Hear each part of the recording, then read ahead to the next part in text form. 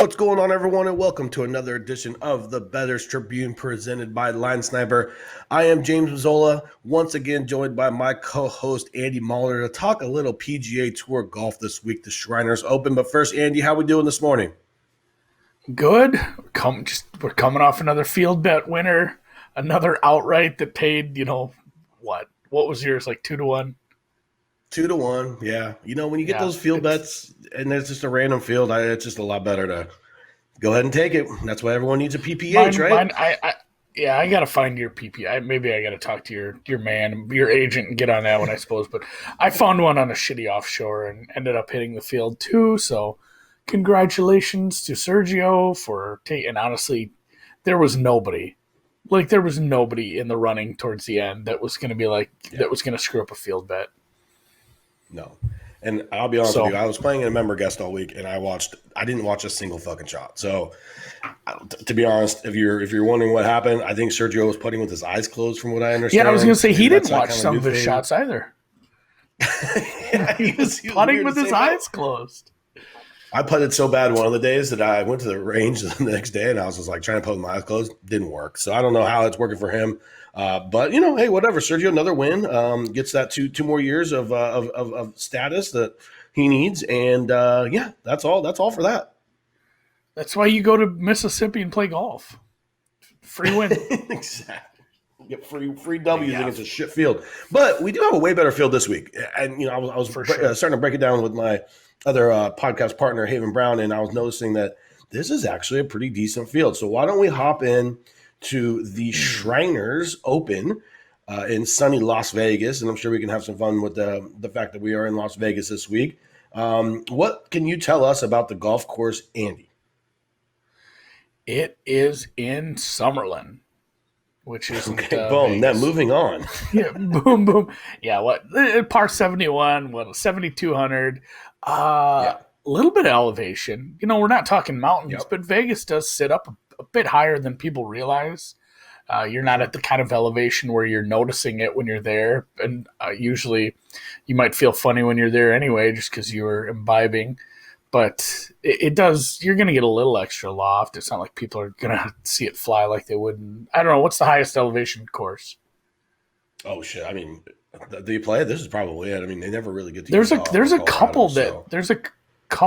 Oh, Mexico City. What are we talking about? Yeah, Mexico City, and there's another one that's kind of higher up where the balls do fly, but so a little bit of that. But again, it's not a super long course. It's 71, so we're skipping one of the fives. It's the fives are reachable. Some of the fours are drivable. Like literally, you can drive the green on a couple. There's a longer one. I think it's like 475-ish. The threes I haven't really looked at yet, but overall it's. Oh, we'll get to those. Don't you worry. Yeah, it's a TPC course. Like this is going to be a very beatable, scoreable course. So just absolutely put your ball. And I will put your ball anywhere where you need it off the tee, and then have a good approach game. Yeah, and you're looking at a driver distance of over 15 yards on average. More than the tour, regular tour average. So, these guys are going to be hitting bombs and they're going to be spraying all over the place. They're going to have flip wedges into these holes. And, I mean, you might have to get to like 25 to win this golf tournament, especially because the field is pretty decent. Would you agree with that as a number? Yeah, just a full-size field with quite a few top golfers. Not all the big names, but there are some decently sized names here that, there's going to be a couple of those guys that flame out because they're just using this sort of stuff as like warm up, and they're going to play the two Vegas. And that's something to mention. Next week is in Vegas as well, different course, Shadow Creek. But there, some golfers that want to play both. They don't have to do any traveling, which is even nicer given the current circumstances. Tony Finau hasn't managed to figure that out, but we are going to see probably a halfway decent field there too. But yeah, it's just kind of the warm up as we hit the road to Augusta here in about a month. Yeah, you usually have Vegas this week, and then even a short trip over to LA. Is it Sherwood is hosting the Zozo this year, Sherwood Country Club in LA. So they'll be down in that part of the area. Yeah, it's not too bad. Just hop on the PJ and head on over. So why don't we start getting into this? Again, pretty surprisingly good field. There's actually a pretty good field in Europe as well, as Patty Reed tries to hold on to the desert. But we're not here to talk about the shitty ass European tour. We're here to talk about the big boy tour, the PGA Tour. China Hospitals for Children Open. They've been having this tournament here since the beginning of time. So we do have a little bit of course history to work with if you're into that kind of thing. I'm not. But let's take a look at the top of the market. Bryson DeChambeau, your U.S. Open champion, the beefy one, 8-1. Webb, 12-1. Cantlay, 20. My son Morikawa, 16, 17-1. Hideki, who should benefit from having not easy putting surfaces, at 19 as well. Those are the five at the top. What are we doing with these guys? Bryson has a W here. Cantlay has a W here. So you got a couple guys who have one on this track. What are we looking at from the top of these five guys? It's probably a fair price for Bryson, and it's probably a fair price for Webb. Like, those guys combining for those two prices, I mean, they should probably take up 15-20% of the win share. If you start, take 8-1, take 12-1, turn them into win probabilities, it's a big chunk of the win share probability, and it's not wrong. Like, Webb Simpson is going to grade out high. Any model you want to put together, any way you want to weight stats where you're not just being an asshole about it and making it wrong on purpose, is going to say Webb Simpson should do well here. Like, he's made for this course, and he's playing well, and he's a top golfer. Like, his numbers should be what they should be. Bryson's the best golfer on the planet. If he wants to try, he can win this by 4 or 5 strokes. He can, if he puts together 4 rounds here, he can go 30 under. Like, the way he hits it, the way he can putt on these easy ass greens, like we've talked about. Who else did you throw in there? Morikawa getting a lot of respect. He's been bet down. I probably would have liked that at like 20. It's, bookmakers down to 1650 right now. It's a little sketchy taking that low. If I had to pick between him and Hideki, I'd probably take Hideki at a bigger number, and then Cantlay that price is what I'm saying. I'd want to pick that one. Yeah. I've been holding that. You've been holding that for a year. Cantlay's been interesting. I just don't. Great. I don't have him that high. Yeah, me either. I mean, you're looking at a 43rd, a 12th at the BMW, MC 43rd, 35th, 32nd since the Memorial. Doesn't play a lot because of his injury history, but at the same time, you haven't really seen much from him post the suspension. So, I mean, I think he's probably a little bit high, really, at that 20 spot. I might be looking to fade him in a couple of head-to-heads.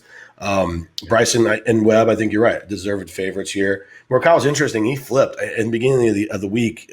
Decky was a shorter price than Morikawa was. I didn't think that was correct, but now that it's flipped, probably right. I'm not interested in these guys up top. Are you gonna have a bet on any of these five? No, like, if you said here's $100, you have to bet on somebody in there, it'd probably be Simpson. Just little, I'd say there's a little more value at that price than at Bryson's, but yeah, probably not. Won't. I mean, it's not a probably not. I won't be betting any of those. Okay. And I think this next group is actually pretty interesting. You have Harris English, who has played well recently. Matty Wolff, coming off of a wonderful U.S. Open performance, which he backed up a PGA performance. Scotty Scheffler 30-1. Harris at 30, Wolff at about 25. And then you got your boy Ricky Fowler here at 35 and Sungjae Im at 35. So of those guys, I feel like that Scheffler at 30 number is pretty juicy. Probably where I will be starting my card. I don't think Wolff should be a favorite over him on this track. So what are you looking at in terms of those five guys in the middle of the market? No, I love Wolff here, but the number sucks. Okay, like that's super tough to be betting into that. Scott, like you said, and I do love Harris English, and that might make the card. I'll probably be betting him in some matchups at least, or adding him live. I don't know if he's always. I'm not if you'll look. He's not like a hot starter. We'll make a joke about a different hot starter later, but I think I could probably get some Harris live at a better number. He's not some name where, Ricky or not Ricky, let's say Rory or some of the really big names, they tee off in the afternoon and a couple guys go low and their numbers just don't move that much because they still have to have respect for the name. Whereas, I should see if English is an afternoon tee time. Like you could probably find a live number on him better than 30. If some people just start to go real low, somebody shoots goes out there and shoots like a 29 on the front.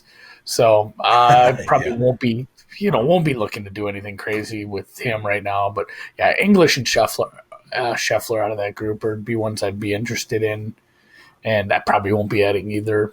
This is tough. You don't want to go like super deep long shots here. So I No. mean, if you do add some outright, so you got to have somebody from this group probably, and honestly, it probably would be Scotty Scheffler. Yeah, it's interesting because you have had guys, That's what that upwards of the market win here a lot. So I tend to look at that because if you're going to get into like a putting contest or something where it's just a bunch of random dudes like it has been the last 2 weeks, then I'm just not going to, I'm done just putting out outrights to put them out and I can just grab a field bet. And enough guys have those PPHs and those options to be able to do. Here, I think we could probably find someone between 20 and 70 that it's going to have a pretty good week and it's probably mispriced. I'm looking at Scheffler. He 37th last week, randomly lost strokes on approach, lost 3.4 on approach. And that's just not his game. Like he's a wonderful ball striker in general. So yeah, what's the worst part of his game, James? Putting, like, yeah. And it's not even a bad. Yeah, it's not even like he's not like a bad putter. It's just it's the worst part of his game. It low by relativity as far as you compare it to his ball striking and other parts of it. And this is again, it's another course where it might not matter. Whereas if he's going to play well and not lose strokes on approach like he did last week, he's going to be in the hunt. Yeah, fucking I'm Yeah, I mean, he flips that. If he flips that and gains 4 strokes on approach, which I mean he has shown the ability to do more often than not on tour, he's going to be right there with Sergio, down the stretch. I mean, it's a 6-shot difference right there. So, I think at 30, that's probably my favorite bet considering Wolf is at 24 and I actually have Scheffler a little ahead of Wolf. Although the course does fit Wolf perfectly. I mean, this is Ballman Gouge territory, and he won't have to hit chips because that's not what he's good at. So it's like it's kind of a scary proposition. Before the odds came out, like I said, this is a Wolf course, and man, if I can get like a Wolf 40-1 or 50, God, and it wasn't never gave close. It to you. Apparently, I'm just too hopeful. And I think, coming off that performance at the U.S. Open where, I mean, minus an absolutely insane performance from Bryson on Sunday, Wolf was right there to win that golf tournament. So I can understand the market, having a little bit of respect for him just because of what we have seen recently. What I don't understand is Ricky Fowler at 35. Like, this dude hasn't come sniff winning a golf tournament in a long time. And not only that, but he's absolutely just been playing like shit. Like, he is so far down. In my mom, I'm gonna look right now what I make him like. I got him priced more in like the 50s, which over his career is a way better example of his skill set. Lost almost 7 strokes putting at the U.S. Open, which is strange because he's supposed to be a really good putter, but he hasn't shown that same putting ability that has sustained him as a top 20, 25 guy over the course of the last 3 years. I mean, the last time he gained a substantial amount of putting was at the Waste Management in fucking February. Like, think about the world in February and the world now. Like, it's a whole other category. So I don't see him, even though he did improve his ball striking in the U.S. Open. I want to see that again. But I mean, at that price, that's just wild to me. Do you have any feeling on Ricky? Yeah, it's dumb. He should be, like you said, right around, honestly, maybe 66-1. And then I might even take him if he at certain fields if he started to get. But again, it's another name. It's like Jordan Spieth, where it's like, are they ever going to correct? Or it's like, this guy was good at one point and he's not playing. Like, the current format has to finally start coming to the market. And I guess, the outrights and the head-to-heads are completely separate marketplaces. But at the same time, go look at some of the prices you've been getting against Ricky and against Jordan, and for that matter, in some of those matchup markets. It's like, what are we doing? Because there's a really fucking bad 35-1s, yeah. There's a really bad one out there. So 50-1 is probably the price. Yeah, and then, you got Sanjay in that area who I don't hate. He's the kind of guy who can flip it really quickly. He played well last time out. I think he just did putt like shit, or I'm going to look right now. But a guy who can, like I said, 28th at Sanderson, 22nd at the U.S. Open, gained almost fucking 8 strokes ball striking at the U.S. Open, which for him is really good. He's kind of come around with that. And if he can putt well, then, on a birdie course like this, I think he is a good player and a good fit. Not sure I'm there yet on him because of his form, but I kind of like him at the end. But I had a couple old guys here in the next group interest me a little bit. I'm interested in your perspective because they're not going to pop high in my model because they're just not haven't been playing real well. But at the same time, we had Jason Day at 43, and then even Louis Oosthuizen at 42. I mean, Day was at 20 about a month ago, right before the PGA. This is a far inferior field. and he's up to 43. What do you make of Day at that number? It's hard to take him on a putter score or a place where his putting's not going to set him apart. Yeah.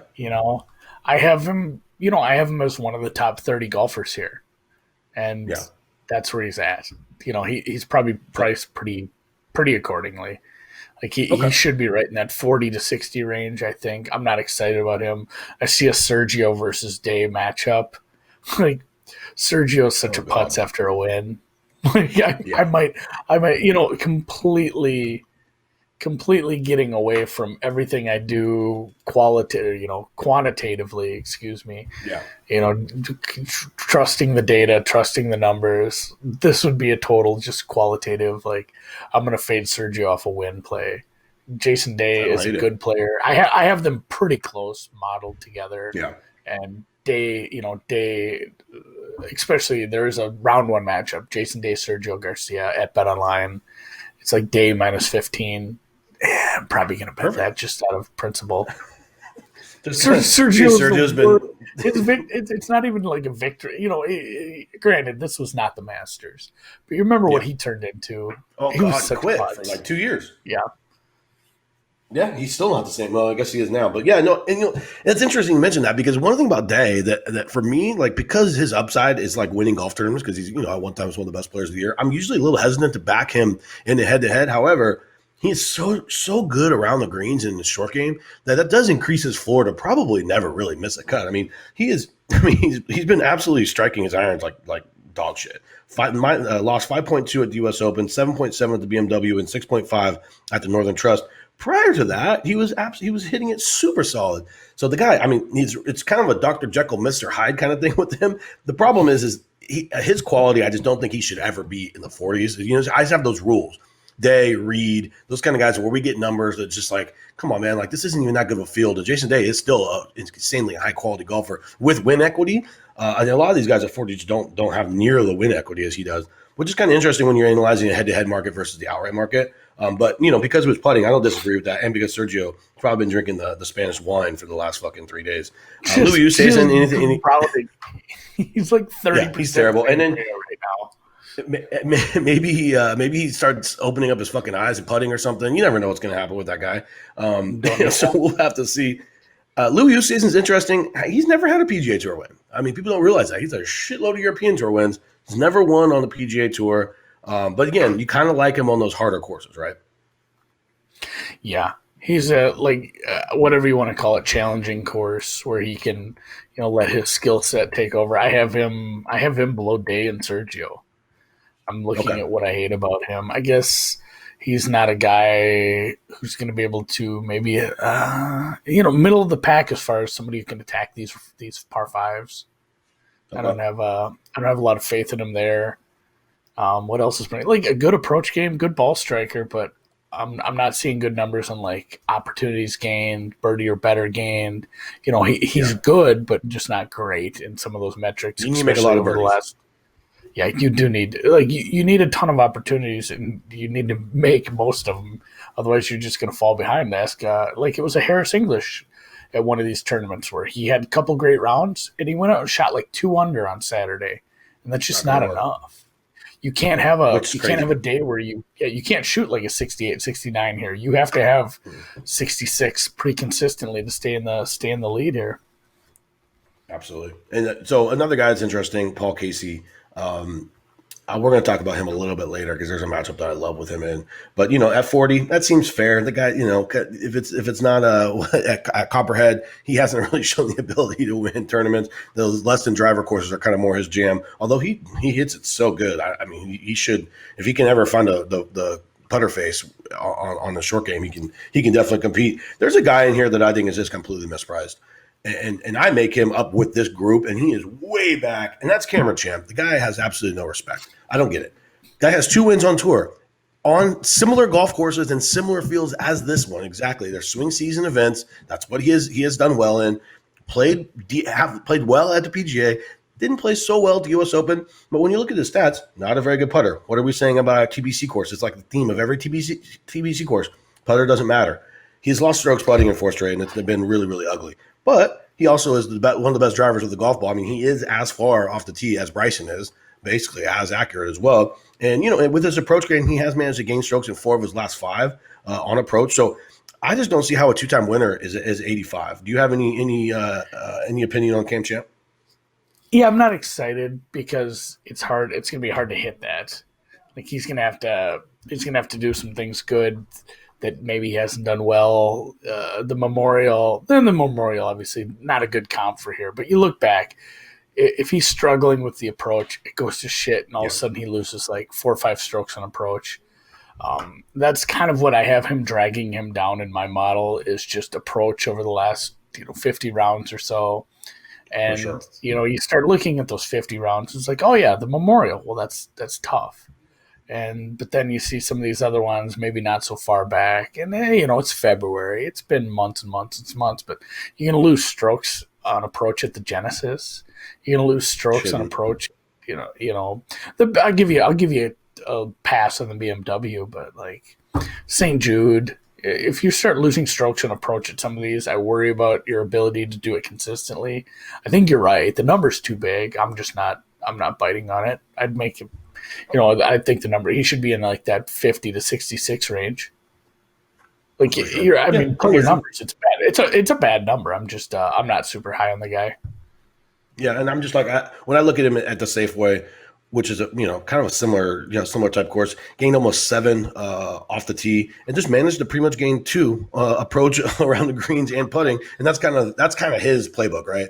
Absolutely murdered off the tee, and that's do enough around with the other 3 to where you're in the green, in both of them, and I think that's totally doable at this golf course. I don't see. He did miss the cut here last year, so that's not a great thing, but didn't do well off the tee, so that's kind of his game. But that to me, when I see a guy who has 2 wins in similar fields, how many guys in that range have any wins? I mean, in the 80s, like it's pretty remarkable that he's there. But moving on from that, any interest in like a Kokrak, a Henley? I'm looking at Cam Davis, who was a pretty popular pick last week. And then we have your boy Wills, a Taurus. They're all from 50 to about 75. So any of those guys, and Joaquin Neiman as well on a birdie course, is always in play. So between that next group in that mid-range, 50 to 80, anyone looking good? So like bad, and I brought it up earlier with you, like bad putter. What's he like 80, 90? I only looked at first round leader. Harold Varner's going to pop for me because he's a bad putter.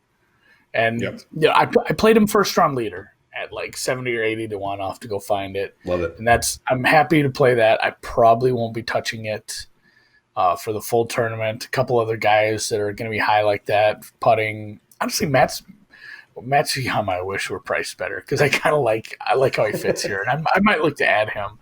But as far as long shots, Sam Burns popping pretty high in my model. Really the only thing that's going to drag him down, a little bit of problem with the approach game, but he has shitty around the green numbers, which I don't think are going to matter. I think he can hit greens here. I don't think it's going to be coming into play as much, and he's got to be a big fat number, right? I have no idea where he's at. Burnsy 90 to 1 bookmaker. Yeah, he's down there. Yeah. He's a guy. That's a good first round leader. Redmond 95 to 1, Burns 90 to 1. Even like Brandt Snedeker, he's a guy who could probably play well here, especially at 100 to 1. So those are kind of some long shots I'll probably be looking at. That's a big number for a guy who can play. Like Sned ends up near the top of some of these fields sometimes.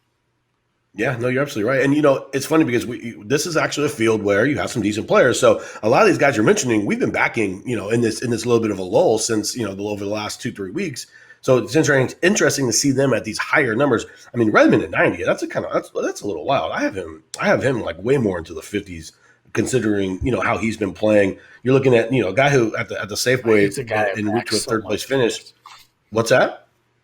He's a guy I back so much too. Yeah, like, he's gonna win, man. The guy hits it so well. He just hits it too well. So I like Redmond there for sure.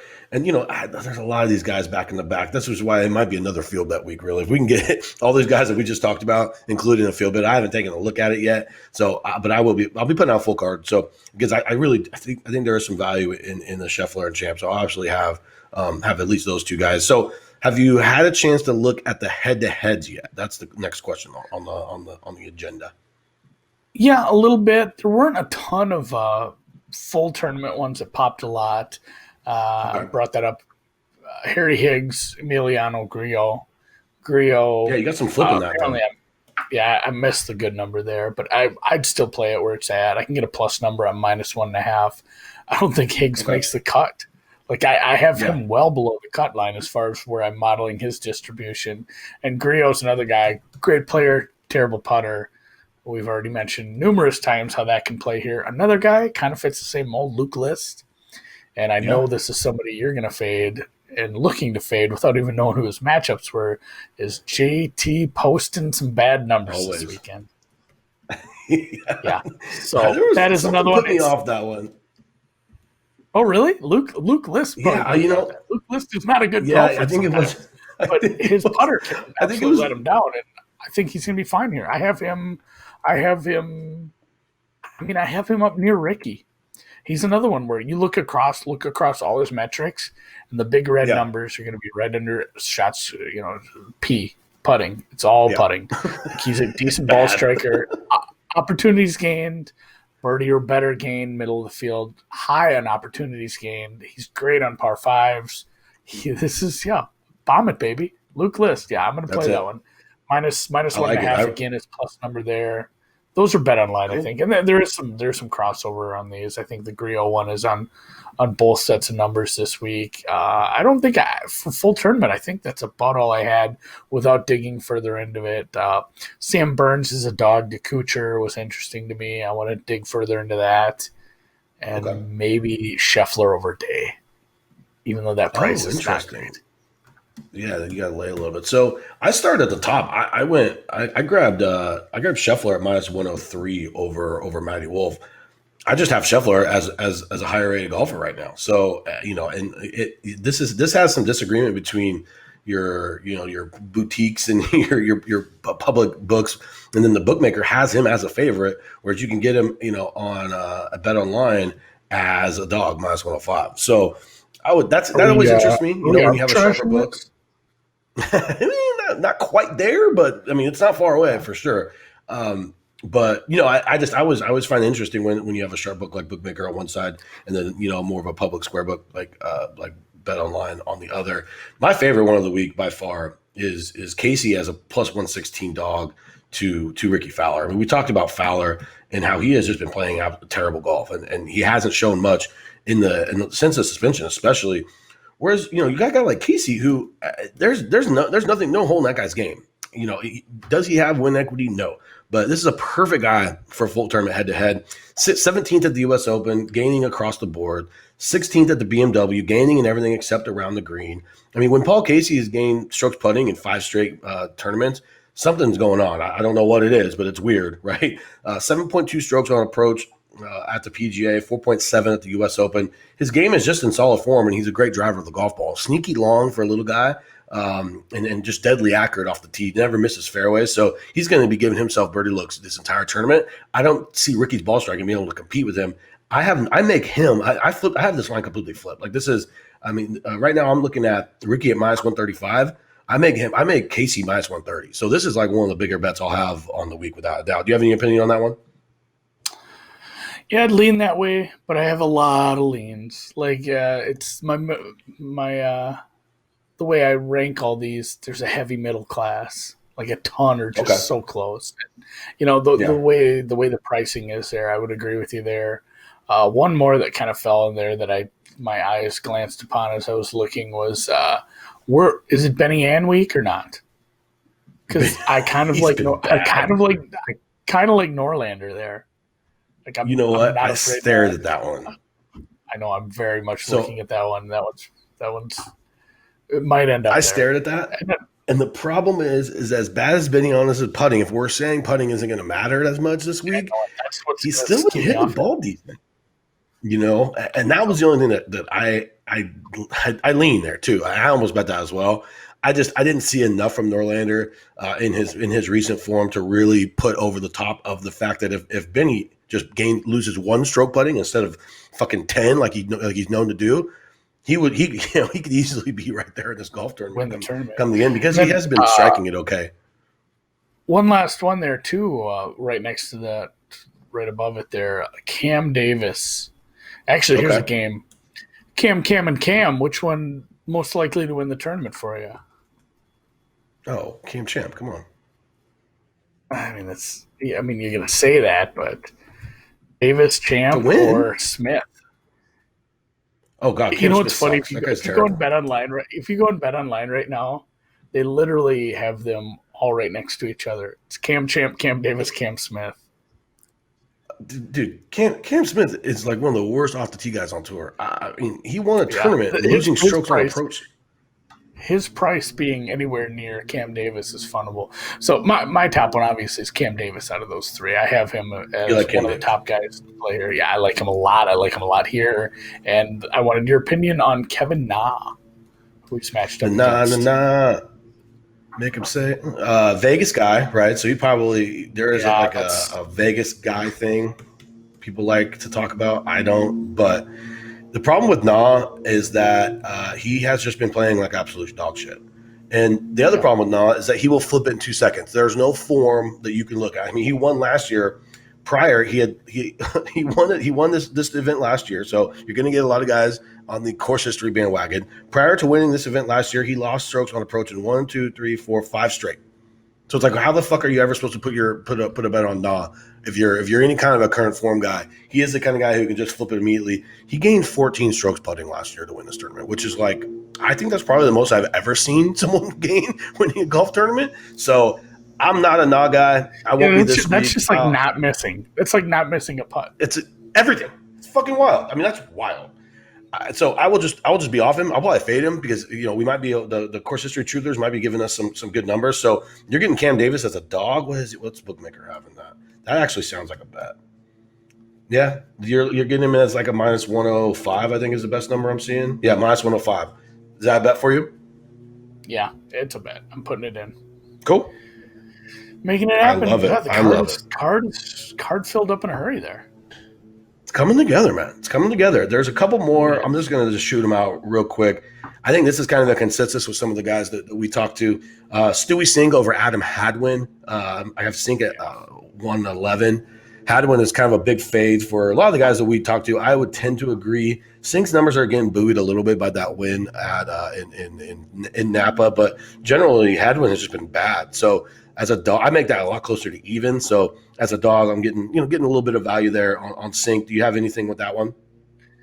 Yeah, I would agree there. I have Sink lower than all you guys, but I have Hadwin as a big fade. It's probably not a play for me just because I value Sink lower. But yeah, Hadwin might be a big play against if the matchup presents. Do we have a round head? Friday.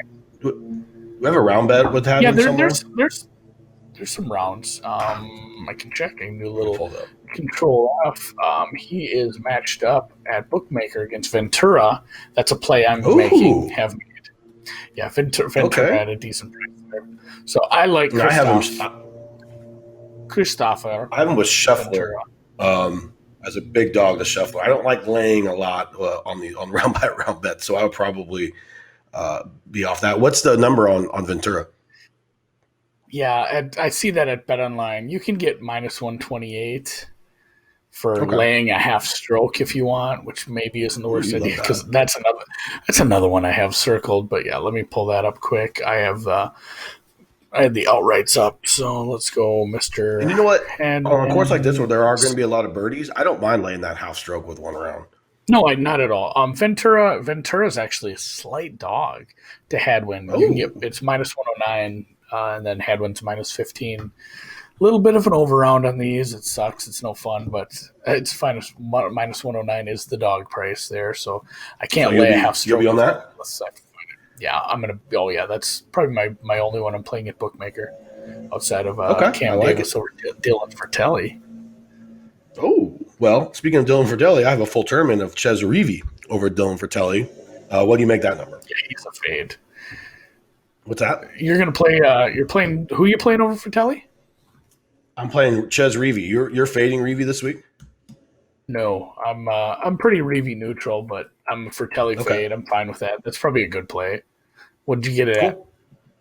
I have Reavie at minus one. It was minus 110 across the board. I don't know what it is now. Yeah, it's up at minus 130. So good job. Oh shit. Like it's moved your way. Congrats, you win. Man, I'm just gonna retire now. Basically, I'm good. Okay, I think that's pretty good. Now, I mean, here's I don't know if anyone kept track, and if you did, go ahead and shoot us a DM or reply in the messages. Was there a hole-in-one last week? Do we know? No idea. A hole-in-one, Sanderson Farms. Because the hole-in-one is everyone's favorite segment. So I'm not. I don't because we made it basically it was gonna happen. There was an albatross, which is more rare. For sure, more rare. Oh, that's Scott, crazy. Is this even from this year? I got to make sure this is October 1st. Is it Scott Verplank? It was Scott Harrington. Was this even this year? Scotty Harrington? What guy's in the field? It says it was on the 1st. So this article was written on Thursday at 6 p.m. So he said he drilled a 3-wood from 272 yards and found nothing but the bottom of the cup. And there was no video of this because it was a shitty tournament in Jackson, Mississippi. So it's the first albatross since 2010 there. Second one, and there's only been one other one this season. Only one other albatross this season. Can you tell me who has the other double eagle this season? No. Harry Higgs, of course. Oh, your boy. Oh, that's right. In Napa, right? Yeah, these are just more luck. For sure. Silverado North. So, all right. I've been playing golf my entire life. I've never seen one before. I mean, I've been playing golf since I was 7. So, I mean, I'm not good, but like I don't even think I've seen them come close. Yeah. Oh, way easier for sure. Okay, let's do it. Breaking it down. Hole-in-ones, everyone's favorite segment. Yeah. Hole number 5, 183 yards, playing as the 4th hardest. Ooh. It must be a tough green, small green. I'm not sure. Green? Okay, because usually 183, you don't see that thing as well. Although this could mean the rest of the course is just so fucking easy. 183-yard iron is going to be, it's going to be relative. Yeah. So we got to keep that in mind.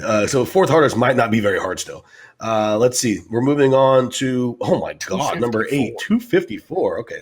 Jesus. That's the second hardest golf hole. No, it's playing well over par. There's no hole-in-ones on that hole. I'm just going to go ahead and go out on a limb. Thoughts? Yeah, I'm there. There's really only one hole that's playing under par. The 170-yard par 3, 14th. Mm-hmm. And that's where it's at. I don't know if one out of 4 is enough for me. What are we making this price? I think yes is always going to be a favorite. Yes is minus 145. What do you got? 160. I might take the no. Okay, here we go. I like sweating a no. I'm better right now before I chicken out. Small bet. Minus 160. Damn it. Oh, wait, did you guess or did you already have that locked? No, I just looked at it now when you were I was going to let you guess. Okay, minus 160. Somebody has to look. Okay. Yeah, if I would have guessed, I would have said like 140, 130, 140. I was surprised it was that high, especially with a couple of those longer threes or harder playing threes. I don't know if it's just the way the green accepts balls, if it's a funnier green or something, or there's just always a hard pin location. Or the other holes are just so damn easy, it makes them tough. So, I think it's. Well, when there's a drive up, there's a 400. Look at this. There's a 307 yards par 4. 307 yards. Fun. So you have some drivable fours. Those are going to be easy. Yeah, absolutely. And anytime you see, you have to put away the driver for a par 4. That's an easy course. So, anytime you see par 3s under 200 yards, I tend to lean that there will be a hole-in-one. Don't you? Yeah, but I'm going away from it. I'm taking the plus money. You're going no. Value play for me. I'm going no. I think there's a little value there. Little no. Okay, it's probably it gets blown up, but it's value. It's the best sweat in golf. The best sweat in golf. Sunday afternoon, they pop to a random dude with the screen in front of them, the ball's coming right at you, and you know that shit's going right in the fucking hole and screwing you no matter what. So hopefully it's Harold Varner on Thursday. There we go. I love it. That's your favorite bet of the week, isn't it? It really is. It was like 80-1, man. He always plays hot on Thursday. He'll be in it. You're absolutely right. For sure he'll be in it. He doesn't have bad and you know what? So Harold Varner, the best bet for first round leader for Andy. My best bet is Casey over Fowler. Is there anything we haven't talked about that you want to add? No, I'm Okay. good. I've got everything out. I'm good. I had to think for a second. We did hole in one. We did round ones. We did full tournament. Yeah. We did outright. I think we got it all. So the Shriners. I'm just going to call it that. I don't know. There's a much longer name. Shriners The open. Shriners Hospital for Kids open. Shriners Hospital for Children's open. Well, last week we couldn't decide if it was a championship or not, and it was the Sanderson Farm Championship. So the Shriners Hospital for Children open starts this Thursday. Yes, it does. And we gave you some outright looks, talked a little head-to-heads, obviously hit even a couple of round one looks, which is a rarity for us because we are recording a little bit later. Of course, the hole-in-one props. Andy's favorite bet will be that Harold Varner first-round leader. My favorite bet, Casey over Fowler, full tournament. The third, HV3. And with that being said, I think that will do it for us this week. Thank you, everyone, for listening. For Andy Mulder, I am James. We'll talk to you next week.